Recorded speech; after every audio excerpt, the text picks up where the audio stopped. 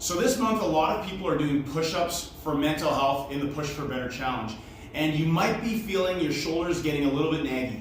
I've got 4 things you can try that might help you start feeling better with those push-ups as you go through the month. The first one is really locking in your push-up technique by focusing on your shoulders. So sometimes when people do push-ups, they kind of just get into the position and start banging out those reps. I want you to think about being more active with your hands and your shoulders.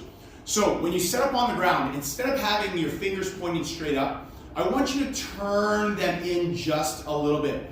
So when I get to the ground, I'm gonna have them turned in just a bit.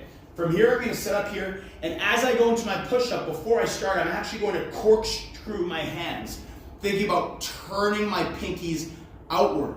Now my hands won't actually move, but when I go into that position, it's gonna really lock in my shoulders, engage my lats, and stabilize those shoulders. So as I pull down, I keep corkscrewing. As I press up, I keep corkscrewing. And you're gonna feel that your shoulders are in a lot more secured, stable position, and you might find that you're not gonna feel that same twinge you've been feeling the last little while. The second strategy is locking in your range of motion.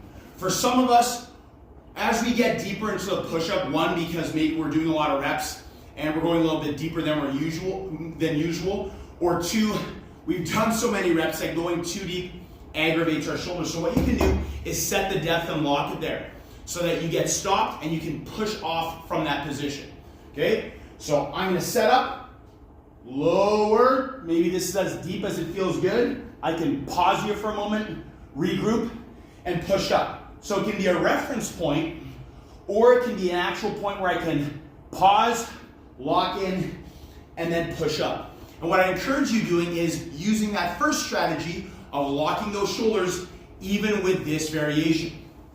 Now a third one is reducing the load by elevating your hands. So from here I'm going to set up on some elevation like a bench. Same thing, the push-up technique doesn't change, but now we put more weight into our legs and we're moving it from our upper body.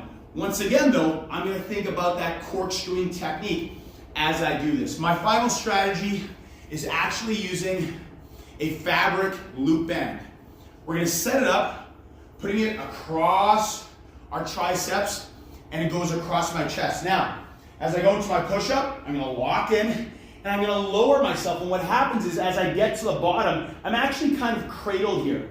So much like the blocks, it controls my depth a little bit. But what it also does is, as I come up, it gets tension on it again as it pulls my arms together, helping me with the extension of my arms, and in turn also helping me pop up out of this position.